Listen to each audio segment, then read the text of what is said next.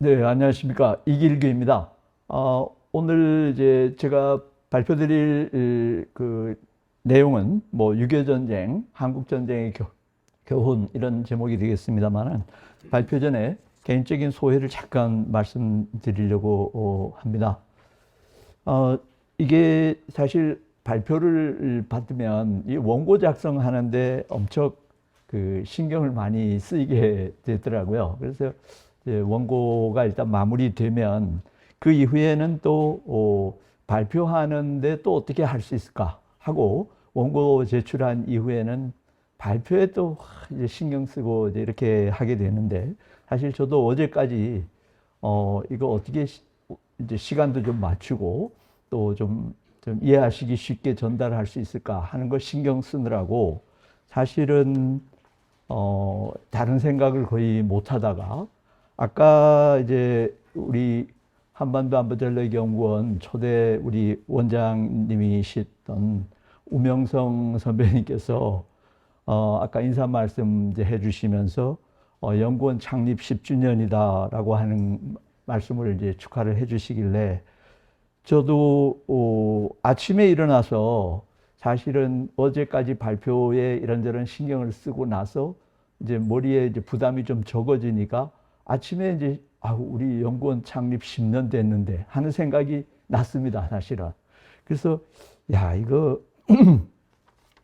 어떻게 보면 사람이 하루하루 사는데 이제 바쁘니까 쫓기기는 하지만 좀 더 이런저런 생각을 많이 하면서 이제 살아야 되겠구나. 뭐 잊어버렸던 거를 또 우명성 우리 전 초대 원장님께서 이렇게 리마인드 시켜주시고 또 축사로 말씀을 해주셔서 참 감사하다는 생각이 들었습니다. 뭐 이렇게 오늘 참석해 주신 이제 많은 우리 양지 회원님들 또 많은 분들 또 우리 한반도 안보전략연구원 앞으로 좀 더 발전해 나가는데 좀 더 관심 가져주시고 이렇게 애정을 이제 가져주셨으면 대단히 감사하겠습니다. 앞으로 저도 좀 더 열심히 하도록 노력을 하겠습니다. 제가 이제 말씀드린 대로 이 한국 전쟁의 교훈, 6.25 전쟁의 교훈에 대해서 좀 말씀을 드릴 건데요. 전체적인 그 내용을 보면 이것이 일본 외무성에서 발간한 이 책자의 자료를 기준으로 해서 작성을 한 겁니다.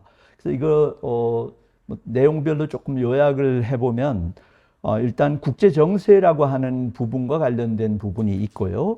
또 남북한의 국내적인 정치 내지 국내 정세와 관련된 부분이 있고 북한의 움직임 또 당시에는 준공이라고 얘기했지 않습니까? 오늘날 중화인민공화국이 탄생하기 이전에 사실상 국민당 정부하고 이제 중국 공산당이 싸우던 시절에는 국제적으로도 준공이라고 표현을 했기 때문에 이 책자에도 그대로 준공이라고 표현이 돼 있어서 그대로 이제 표현을 했습니다만은 준공의 움직임 뭐 이런 커다랗게 한 네 가지 정도의 요소로 나눠 볼 수 있는데 이걸 살펴보면서 오늘날 우리가 국제 관계, 안보, 또 북한, 중국 이런 걸 이야기하는 거 생각하는 거 하고 기본 프레임이 어떻게 이렇게 비슷할까 하는 생각이 들면서 오늘 말씀드리면서 지금 말씀드린 그런 커다랗게 보면 한 네 가지 측면에서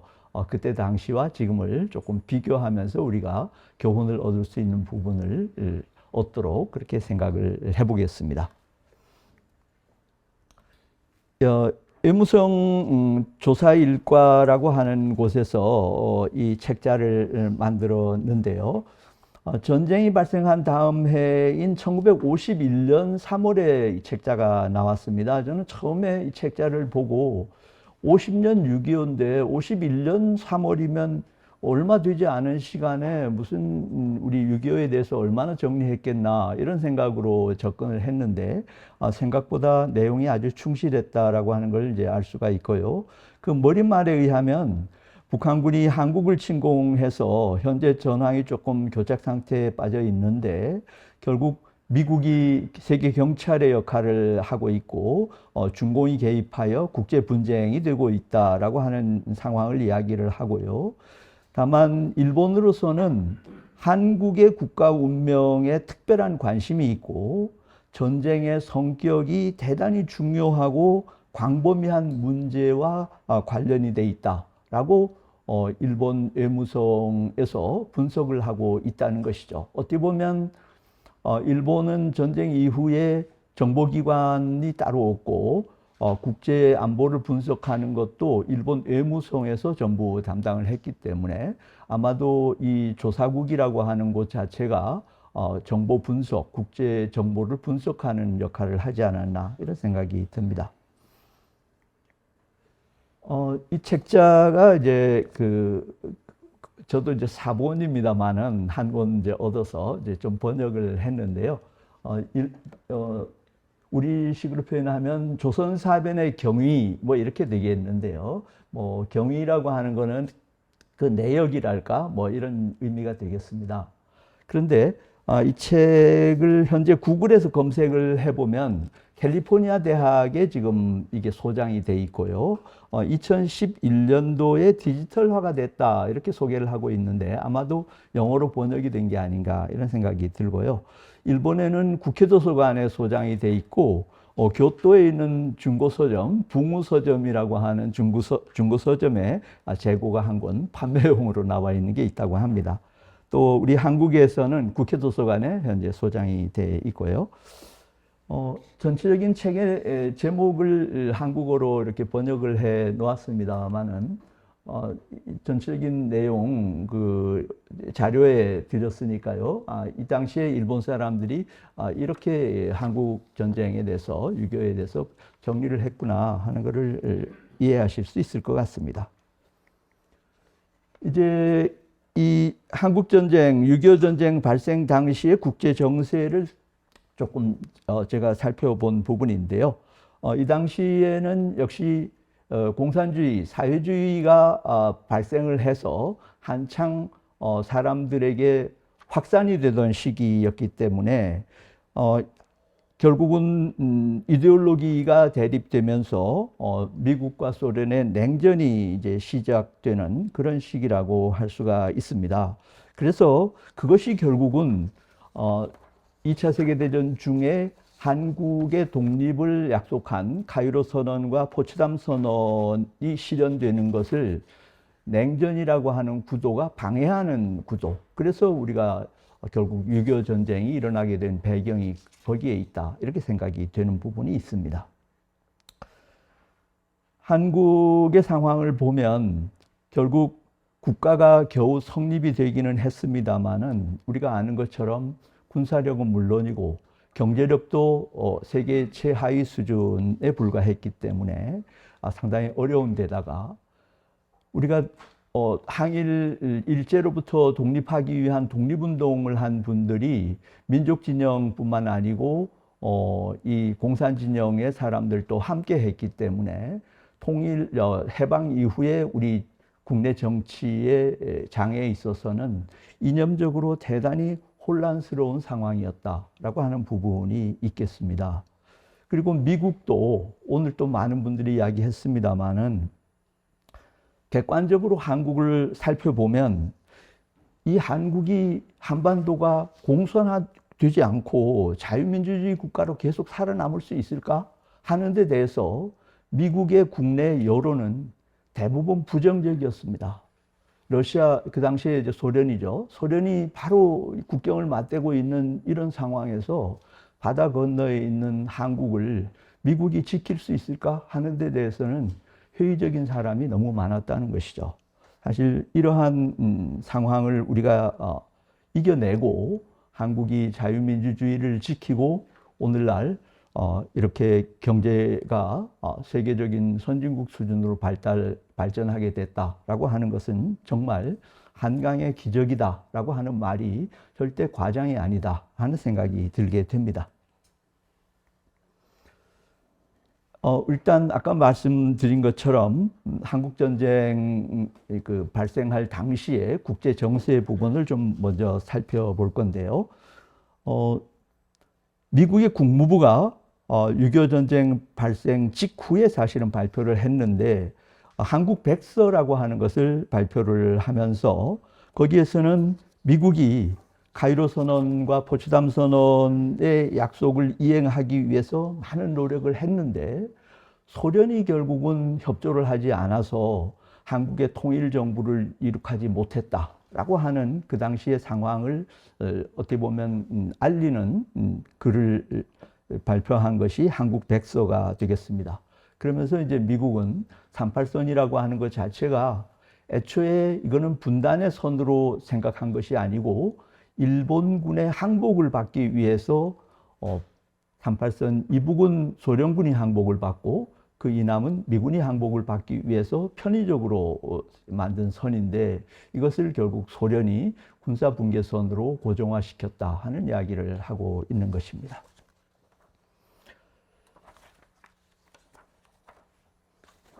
이제 그 이후에 미국은 좀 더 노력을 해서 해방 이후에 미소공동위원회라고 하는 걸 만들어서 소련을 좀 더 직접적으로 설득을 하려고 했지만 이미 이데올로기 전쟁이 시작된 상황에서 소련이 말을 듣지 않으니까 결국 미국은 한반도 문제를 유엔에 상정을 하자라고 해서 유엔의 한반도위원회라고 하는 것이 결성이 됐고 결국 한반도위원회가 한반도에 와서 남북한 전체의 통일정부를 이룩하려고 했지만 역시 또 북한과 소련이 반대하는 바람에 할 수 없이 남쪽에서만 선거를 해서 우리 대한민국 정부가 탄생했다라고 하는 것은 우리가 뭐 누구나 너무나 잘 알고 있는 사상이죠. 그러면 이제 국내 아까 말씀드린 대로 국내 정세 부분을 조금 살펴보겠습니다. 한국 전쟁, 6.25 전쟁이 일어나기 직전에 한미 관계를 조금 살펴보면 한국 정부가 성립된 이후에 미국은 국교를 개설하고 당시에 이제 미 군정청이 일본으로부터 인수한 국유재산 또 국유재산을 한국에다가 이제 한국 정부에다 인수인계를 했고요. 그 외에 한국이 굉장히 어려우니까 식량이라든가 이런 원조를 했고 미국의 그 당시에 한국에 대한 정책은 아까도 말씀드렸지만 한국을 정말 앞으로 안정화시킬 수 있을까라고 하는 데 대해서 여론은 상당히 부정적인 면이 많았지만 트루만 대통령을 비롯한 이제 그 당시의 정치인들은 그래도 한국을 좀 살려야 되지 않느냐라고 하는 점에서 단순한 식량 원조가 아니고 경제 원조, 경제 부흥을 할 수 있는 원조 계획도 기본적으로 세워서 유럽에 주로 실시했던 마샬 플랜과 유사한 정책을 한국에다가 실시하려고 일단 준비는 했다 이런 얘기가 되겠습니다.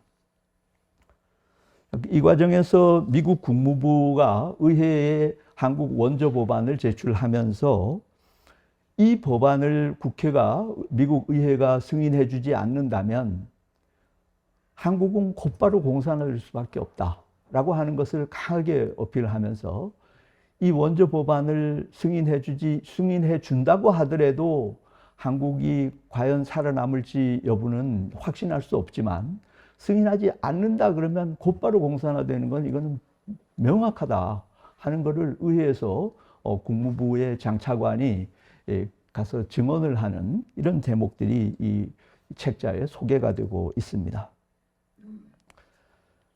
또 미국은 경제뿐만 아니고 군사적으로도 한국을 지원해 줘야 되겠다라고 하는 생각을 하고 결국 $10,000,000 규모의 군사 원조를 확정을 하고 한국 정부하고 협약을 체결을 하기는 했습니다. 그런데 자유민주주의 국가의 일반적인 현상이긴 한데 이 진행 속도라고 하는 건 대단히 느려서 실제로 6.25 전쟁이 발생할 때까지 군사 원조는 하나도 이루어지지 않았다는 것이죠. 총 한 자루도 들어오지 않았다. 그때 이승만 대통령은 속이 타서 왜 군사 원조를 안 해주느냐고 여러 번 호소를 했는데도 이것이 이루어지지 않았다라고 하는 것인데요. 아까 말씀드린 대로 역시 미국의 그 여론도 상당히 부정적이었고 했기 때문에 미국도 움직이기는 쉽지 않았을 것이다, 이런 생각이 듭니다. 그에 비해서 북한과 소련과의 관계를 좀 살펴보면은요, 소련은 처음부터 위성국가를 북한에 세우겠다라고 생각을 하고 있었기 때문에 곧바로 외교 관계를 개설을 했고, 북한의 소련 방문단을 받아들여 가지고 경제협력협정, 차관협정, 기술원조협정, 무역협정과 같은 이런 4대 협정을 체결하고, 그 이후에 북한에다가 과학기술과 무기 등을 대량 제공하고, 북한으로부터는 식량과 광물 자원 같은 것들을 가져갔습니다. 여기에 대해서 지금 생각을 해보면, 요즘 최근에도 우크라이나 전쟁이 터지니까 북한하고 러시아가 만나가지고 북한에 무기를 주고 대신 러시아에 정찰위성이나 핵무기와 관련된 기술과 자료를 준 게 아니냐라고 지금 우리가 거의 그렇게 보고 있는데요. 이때도 소련이죠. 당시에는 소련이 북한에다가 무기도 주고 이런 걸 줬습니다만은 절대 공짜로 주지 않았다는 거죠. 북한에 있는 식량과 광물이라든가 이런 것들을 서방 자료에 의하면은 연간 1억 달러 이상의 대가를 가져가고 북한에 줬다라고 하는 것을 볼 때, 뭐 국제관계라고 하는 것이 결국 얼마나 냉엄한 것인가, 이런 걸 알 수가 있습니다.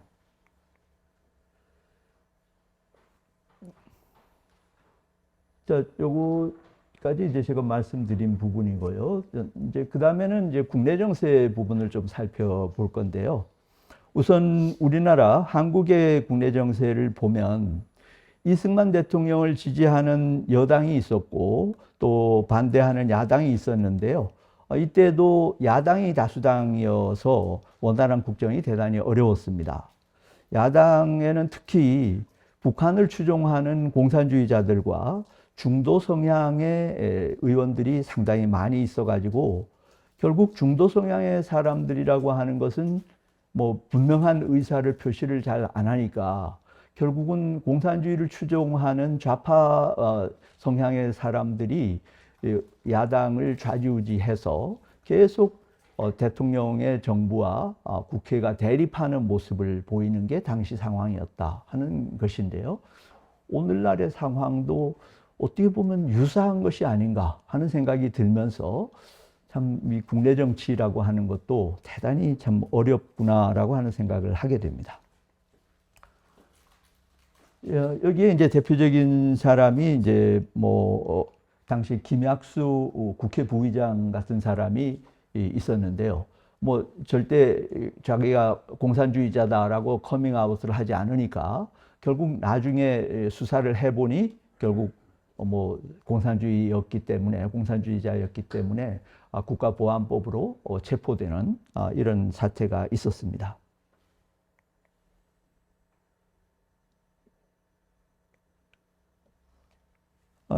당시에 이제 제주도에서 이제 4.3 폭동 사건이 발생을 했는데요. 이것을 진압하기 위해서 정부에서 군대를 파견을 했습니다. 당시에는 이제 군대가 뭐 여수, 목포 이쪽에서 이제 배를 타고 제주도로 들어가게 돼 있었는데 결국은 이 군대 안에서 내부 반란 사건이 일어난 것이 여수 순천 반란 사건이라고 하는 것이 있습니다. 결국 공산주의자들과 야당이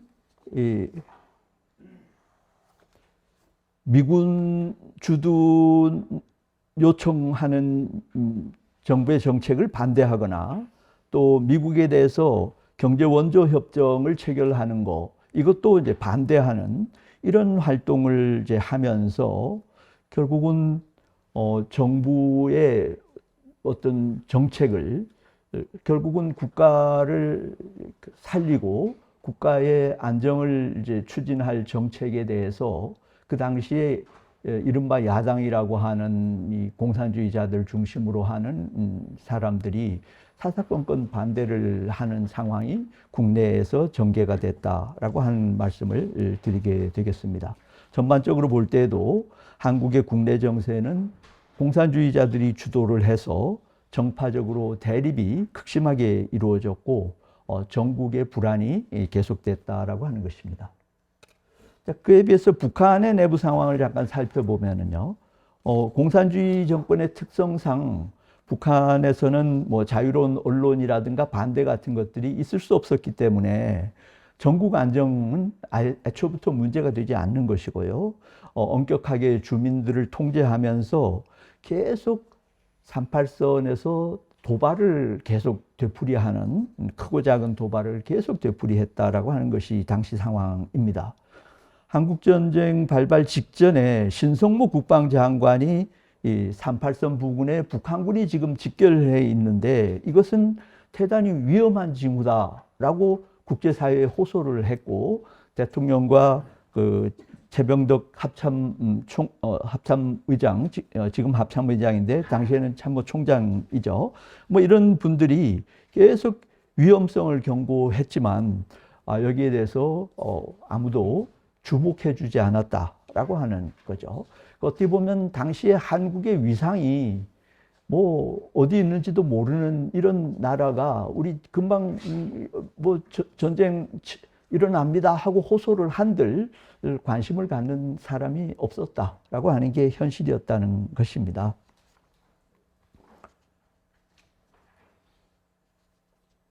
또한 이제 북한은 남쪽에 있는 공산주의자들과 중간파들을 북한으로, 당시에는 뭐 이렇게 자유롭게 오고 가고 하는 상황이었으니까요. 북한에 초청을 해가지고 조국 통일 민주주의 전선이라고 하는 것을 결성을 해서 많은 사람들에게 북한식의 어떤 그 통일이라든가 북한식의 정책을 홍보하는 위장평화 선전 활동을 격렬하게 전개하는 그런 시기였다라고 하는 것이죠. 전체적으로 보면 남쪽은 국회도 또는 모든 주민도 분열이 돼서 공산주의와 뭐 이렇게 어느 쪽이 좋은지도 모르고 이렇게 대립되어 있는 상황인데 비해서 북한은 김일성이 강력한 체제를 유지를 하면서 계속 선전 활동을 하고 38선에서 계속해서 이렇게 도발을 하는 이런 상황이 당시에 남북한 상황이었다, 이렇게 말씀드릴 수가 있겠습니다. 이제 구체적으로 북한군이 남침하고 이제 우리가 다시 올라가는 상황을 잠깐 살펴볼 건데요. 6월 25일 새벽에 38선 전역에서 11개소를 남침을 했습니다. 뭐 우발적으로 한두 곳에서 침범해갖고 확전된 게 아니고 11개소에서 공격을 기습적으로 했고, 더구나 동해안에 강릉이라든가 울진, 포항 뭐 이쪽에 북한에 그 투입하는 이 부대가 들어와 가지고 동시에 공격을 했다라고 하는 것 때문에 과거에 구소련의 외교 문서가 공개되기 전에도 객관적으로 이걸 파악할 수 있는 사람은 남침이다라고 하는 것은 명확하다는 것이죠. 여러 가지 이 상황으로 볼 때. 결국은 북한군은 우리가 한 대도 갖고 있지 않았던 탱크라든가 대포, 비행기 등을 동원해서 4일 만에 서울을 점령을 했고 한 달 만에 낙동강 전선까지 밀고 내려갔다라고 하는 것이 이제 팩트가 되겠습니다. 이제 결국 일본에 있던 미 8군이 대전 지역에 이제 배치가 됐는데요.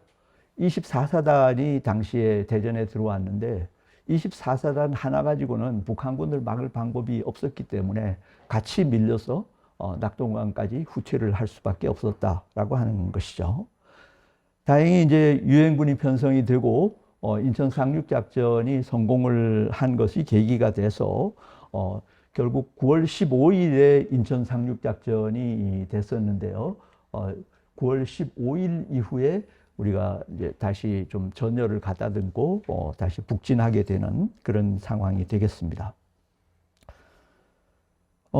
그 이후에 인천 상주작전 이후에는 우리 그 북진이 시작이 됐는데 10월 22일에 평양을 이제 우리가 탈환을 했고요. 그 다음에 이제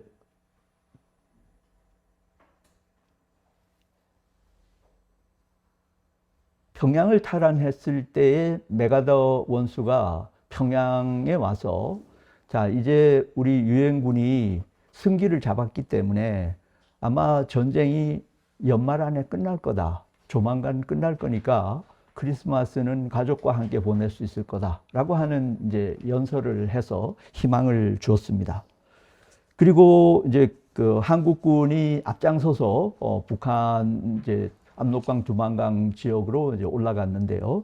결국은 압록강변에 있는 초산이라고 하는 곳을 육군의 육사단이 제일 먼저 도달을 해서 압록강 물을 수통으로 채워서 이렇게 사진 찍는 그런 감격스러운 장면도 우리가 보여줬고요. 그 다음에 이제 이 함경도 쪽으로 올라간 것은 수도방위 사단이 올라갔는데 여기서는 청진까지 올라갔다는 것이죠. 그래서 청진까지 올라가서 우리가 그 영토를 거의 통일하는 대목까지 올라갔는데 중공군이 결국은 선전포고도 없이 이제 들어오는 바람에 다시 후퇴할 수밖에 없었다라고 하는 것이죠. 결국 중공군은 약 30만 명 정도가 우리 땅에 들어왔고 만주 지역에서 이제 후방 지원까지 한 병력을 합치면은 약 70만 명 정도가 약 40만 명 정도는 만주에서 지원을 했고 한 30만 명 정도가 들어왔는데 이게 엄청난 그 규모였기 때문에 결국은 다시 12월이 되면서 흥남에서 우리가 철수를 한 우리 국제시장에 나오는 그 장면을 우리 이때 이제 갖게 됐고요. 결국 그 다음 해인 51년 1월 3일에는 서울에서도 철수하게 되는 이런 사태가 있었습니다.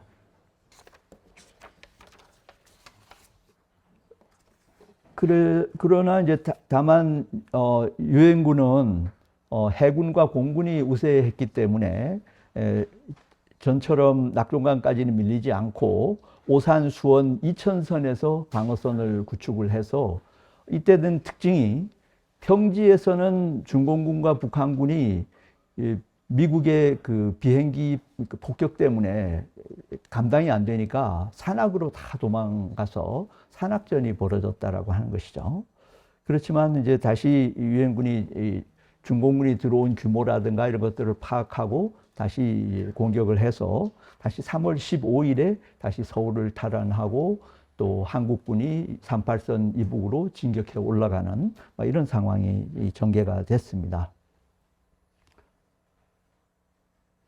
이제 북한군이 이제 우리 한국 지역을 점령해 가지고 펼친 정책에 대해서 이제 간단히 살펴보려고 하는데요. 인민위원회라고 하는 걸 조직을 해 가지고 인민위원회가 중심이 돼서 토지개혁, 그러니까 국유화를 하는 거죠. 그 다음에 뭐 식량 배급, 또 각종 뭐 통화 정책, 뭐 이런 것들을 이제 그 진행을 했습니다. 특히 초창기에 식량 배급을 하겠다라고 하면서 명부를 작성하도록 전 주민들에게 이제 그 명부 작성에 등록을 하라고 했는데요. 결국 북한군이 떠날 때까지도 식량 배급은 이루어진 적이 없고 오히려 나중에 이 작성한 명부를 근거로 해가지고 사람들을 잡아가고 통제하고 뭐 학대하고 하는 이런 데 이 명부를 활용했다라고 하는 것이죠.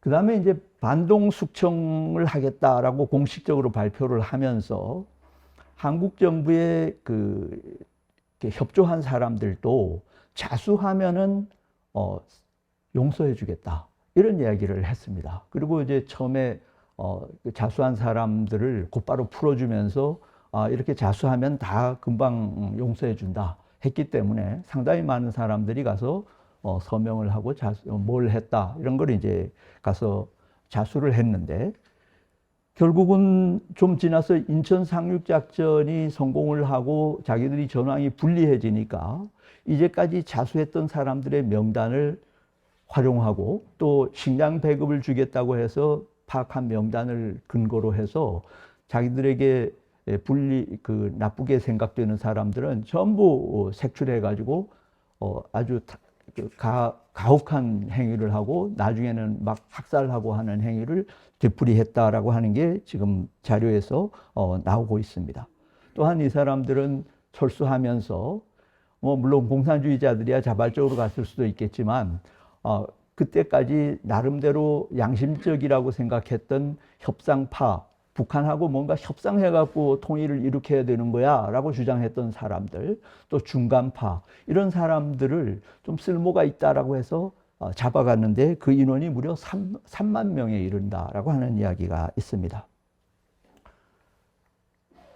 또 하나는 이제 그 의용군을 북한이 모집을 했는데요. 처음에는 좋은 말로 통일전선에 동참할 의용군을 모집한다 해서 자발적으로 모집하다가 처음에 몇 명이 갔겠지만 많이 이제 동참하지 않으니까 그 다음에는 곧바로 길거리에서 젊은 사람 보면 무조건 잡아가는, 그러다가 나중에는 파악된 명단 같은 게 있으니까 집을 쫓아가 가지고 집에서 잡아가고, 나중에는 심지어는 야간에, 낮에는 도망가 있다가 밤에 집에 들어오니까 밤에 쫓아가서 집에 있는 사람 잡아가는, 그래서 무려 이때 잡아간 인원이 40만 명이 넘는다라고 하는 이야기를 하고 있습니다.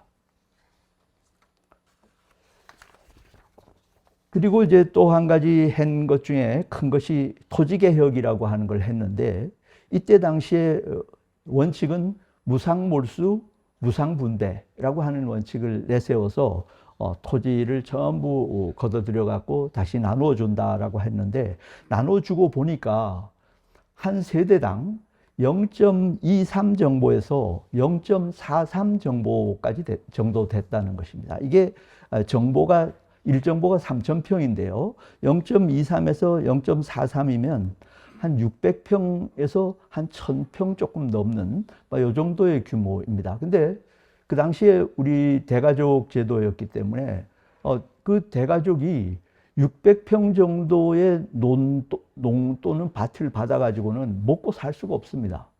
이런 이제 정책을 해놓고도 자기들은 평등하게 뭘 했다 이렇게 주장을 했고요. 더구나 그해 8월 18일 날 이제 결국은 세금을 이제 국가에서 나눠줬으니 세금을 내라 해서 걷어갔는데 소출량을 엄청나게 과대평가했다는 거죠. 예를 들어서 쌀이 10섬 날 정도의 그해 작황이었다 그러면 한 30섬 쌀 나온다 이렇게 해가지고 세금을 걷어가는 바람에 세금 내고 나면은 먹고 살기 힘들 정도로 시장에 내다 파는 거는 생각도 못할 정도로 이렇게 가혹한 정책을 해서 당시에 농민들이 굉장히 실망을 했다 하는 기록이 있습니다. 그리고 이제 인민위원회라고 하는 걸 구성을 하면서 기초, 아주 최하의 기초 대표는 주민들이 선택을 하게 하고 그 이외의 것들은 일체 간접 선거를 통해서 전혀 선거를 관여하지 못하게 했기 때문에 또한 좀 의식 있는 사람들은 이게 무슨 선거냐 하는 생각을 했고요. 또 이때 당시에 이렇게 뽑은 사람들의 90%가 노동자 농민이라고 이야기를 하는데 그 대부분은 농민이었다라고 하는 것이죠. 그러니까 무슨 당시에 농민들이 여기에 대표로 가서 무슨 정책을 제시를 하고 무슨 의견을 내고 할 수 있었겠는가라고 하는 생각이 드는 것이죠. 자, 이제 유엔이 그러면 이 6.25 전쟁에 대해서 어떻게 대응했는가 하는 부분을 좀 간단히 살펴보겠습니다. 일단 그 당시에는 유엔 한반도 위원회가 한국 정부 국회의원 선거를 관장하고 하는 사람들이 우리 한국에 남쪽에 들어와 있었기 때문에 이 사람들이 북한군이 쳐들어오니까 곧바로 성명을 발표를 하면서 북한군은 즉각 전투를 중지하고 남북한 대표를 우리가 만나서 전쟁을 중단하도록 중재를 하겠다 이렇게 얘기를 했습니다만은 그것이 그렇게 쉽게 이루어지지를 않으니까 유엔 안보리가 소집이 돼서 6월 27일 긴급 회의를 소집을 해서 북한은 빨리 38선까지 빨리 후퇴를 하고 만약 이것이 이루어지지 않을 경우에는 유엔 회원국들이 한국을 지원하는 조치를 해야 됩니다 하는 결의안을 안보리에서 통과를 시키게 됩니다. 이때 당시에 안보리의 결의안이 통과된 이유는 아시는 것처럼 소련이 중공의 유엔 대표권 문제를 둘러싸고 유엔을 보이콧하고 있어서 회의에 참석하지 않았기 때문에 이 결의안 통과가 가능했다 이런 얘기가 되겠습니다. 안보리의 결의안에 따라서 뭐 유엔군이 편성이 됐는데 16개국 우리 유엔국이 참전국이 있지 않습니까? 그런데 어쨌든 이제 곧 소련이 또 이제 참석을 할 것도 예상이 되고 하기 때문에 유엔 안보리의 정식 그 유엔군이기는 합니다만은 어쨌든 유엔 사무총장이 유엔군의 총사령관을 임명하지 않고 미국의 그 대통령이 유엔 사령관을 임명하는 방식으로 유엔군이 운영이 됐고 그 사령관으로 맥어더 사령관이 마가다 원수가 이제 임명이 됐다 이런 얘기가 되겠습니다.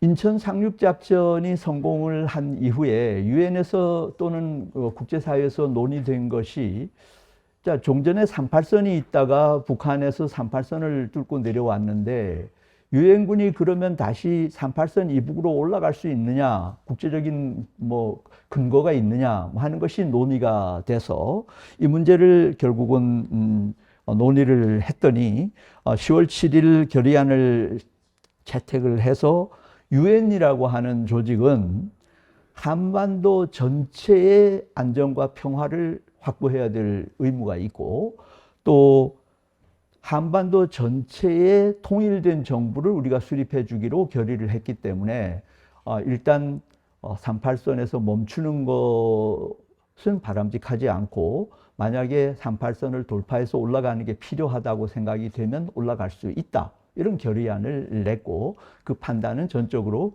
맥아더 원수에게 일임한다. 이런 이제 결의안이 성립이 됐습니다. 결국 이제 여러 문제가 있었는데요. 그 또 하나는 이제 이 당시에 결의안을 채택하면서 유엔 한반도 통일부흥위원회라고 하는 것을 구성을 해서 이게 활동을 하도록 했는데, 이건 조금 복잡한 문제이기 때문에 이제 나중에 이제 자료에서 조금 더 말씀을 드리면 될 것 같은데, 다만 이제 그 당시의 분위기가 한국 정부가 38선 이북에 통치권을 자동적으로 인정되는 것은 아니다라고 하는 생각을 가진 국제사회의 사람들이 많았다는 것이죠. 그러니까 우리는 당연히 북한 지역을 유엔군이 회복을 하면 그 지역은 대한민국이 이렇게 통치하는 거다 이런 생각을 했는데 그게 아니다라고 주장을 하는 국제사회의 이 분위기가 있어서 우리 정부가 거기에 대해서 항의하고 하는 부분이 있었습니다. 이 문제는 아직까지도 우리가 장차 북한 지역을 우리가 어떤 이유든 간에 회복해서 통일을 하게 되면 이 권한의 문제가 다시 제기될 수 있기 때문에 연구를 해야 될 부분이다 이런 생각을 합니다. 자, 이제 중공이 이제 우리 6.25에 개입하는 부분을 좀 살펴보겠습니다. 줄레가 1959년 이제 9월 30일 정협회의에서 한반도 사태는 중대한 관심사항이기 때문에 방관할 수 없다. 이런 이제 연설을 한 게 있는데요. 그때 당시에 미국을 비롯한 국제사회에서는 그렇다고 뭐 중공이 직접 개입할 수야 있겠느냐. 아마 저거는 위협하는 말일 거다라고 판단을 했다는 것이죠. 그런데 10월 달이 되니까 북한 땅에 중공군이 포로로 잡히기 시작하는 겁니다. 그리고 또 11월 달이 되면 메가더 원수가 공식적으로 중공이 전쟁에 개입을 했습니다. 그리고 유엔에 이걸 보고하게 되는 것이죠. 그런데 이때 당시에 이제 중공도 결국은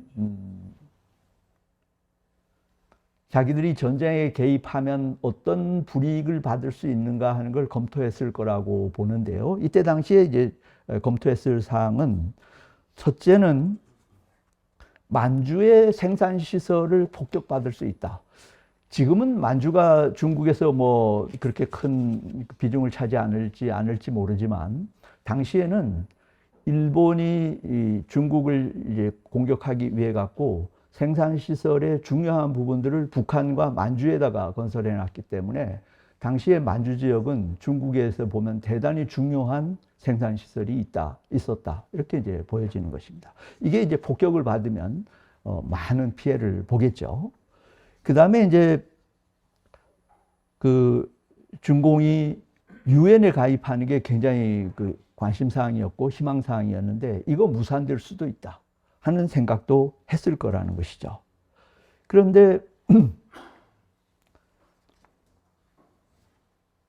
중공이 좀 더 심도 있게 판단한 부분은 지금 미국도 그렇고 유럽도 그렇고 유엔 회원국들 대부분이 2차 세계대전이 끝난 직후이기 때문에 전쟁을 지금 별로 하고 싶어 하지 않는다. 어떻든지 전쟁을 피하려고 한다라고 하는 것을 중공에서 읽은 걸로 보입니다. 그래서 우리가 개입을 하더라도 우리가 걱정하는 것들이 안 일어날 수도 있다. 특히 미국과의 전면전은 안 일어날 수도 있다. 라고 하는 생각을 하면서 개입을 한 것으로 그렇게 보입니다. 그런데 이제 미국은 말씀입니다. 그 중공의 개입이 이렇게 확인된 이후에도 2달 동안을 시간을 낭비를 합니다. 뭘 하면서 낭비를 하는가 하면 중공 당신들 우리 미군은 만주 중국 땅 한 치도 들어갈 의사가 없으니 그거 믿고 군대를 빨리 철수시키죠. 그걸 설득하는데 2달을 허비를 하는 겁니다. 근데 이제 중공은 절대 그럴 의사가 없었다는 거죠. 근데 그걸 판단을 또 못한 거예요. 그래서 거의 2달을 허비하고 나서야 그 다음에 11월 말, 12월 초가 돼서 미국이 아니구나 하는 걸 깨닫고 그때서야 이제 국제사회와 여론을 다시 재조정하는 그런 이제 활동을 하게 됩니다. 그래서 여기 보시는 것처럼 11월 29일이 되면 미국의 오스틴 유엔 대표가 드디어 이제 중공을 침략자라고 표현하기 시작을 하고 뭐 트루먼도 강경 발언을 하고 뭐 이런 사태가 벌어지게 됩니다.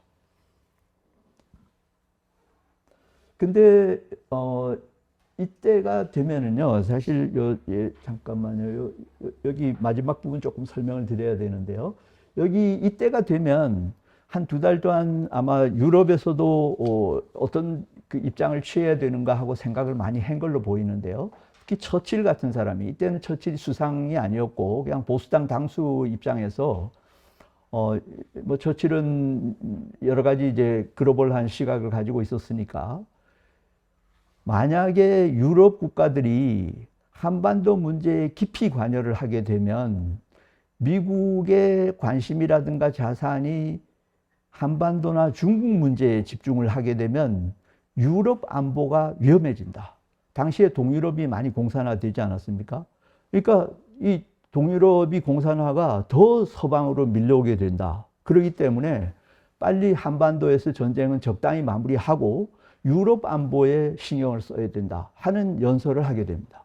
근데 이것이 결국 당시에 영국의 정계나 프랑스까지도 이것을 납득을 하게 돼가지고 그 당시에 유럽 국가들이 한국 전쟁 빨리 끝내자 하는 분위기로 돌아서게 되는 계기가 됩니다.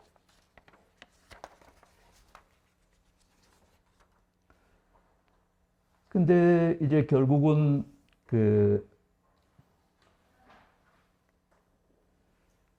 김일성은 절대 우리는 전쟁 포기 못한다 하고 계속 물론 이제 중공도 도와주고 있으니까 그렇겠지만 강경한 자세를 보이고 좀 전에 보셨다시피 유럽도 그렇고 미국도 국민 여론이 전쟁해서 벌써 몇만 명 미군이 사망하는 몇천 명 단위죠. 이때까지는 이렇게 사망하는 자가 나오니까 미국 여론도 나빠지기 시작하는 겁니다.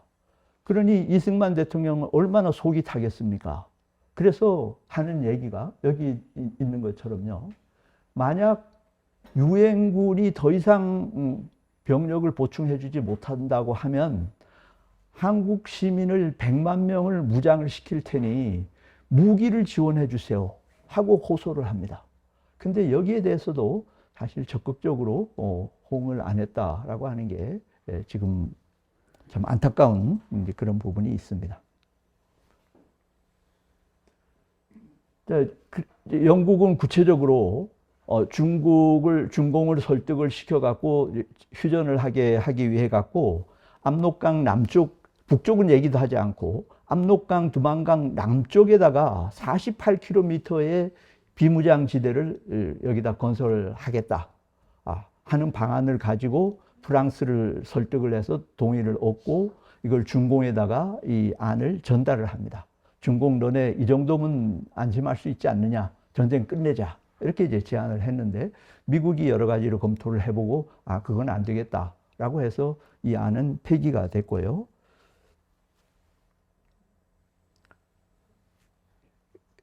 결국은 이제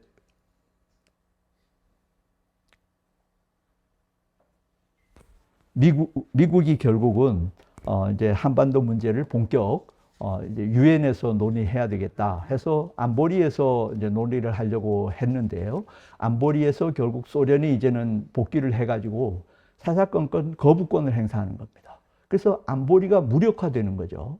그래서 유엔 헌장에 의하면 안보리가 무력화될 경우에는 총회에서 안보리만큼 강력하지는 않지만 총회에서 논의할 수 있다 하는 규정이 있어서 총회에서 미국이 이 논의를 총회에다가 상정을 하게 됩니다.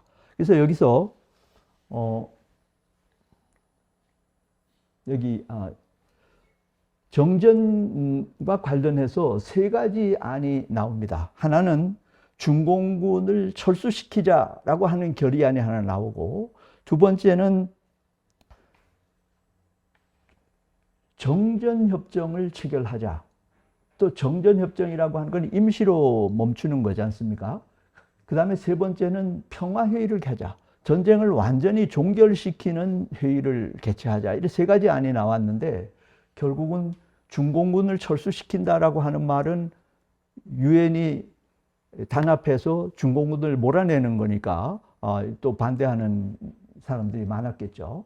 결국은 정전 결의안이 통과가 됐습니다. 그래서 현재 상태에서 휴전을 하고 전쟁을 끝내자라고 하는 게 통과가 됐는데, 이걸 통과시키고 나니까 준내가 하는 소리가 요거 앞에 부분이네요. 준내가 하는 소리가 그거 우린 관심 없다. 여기 있는 거죠. 가운데쯤에.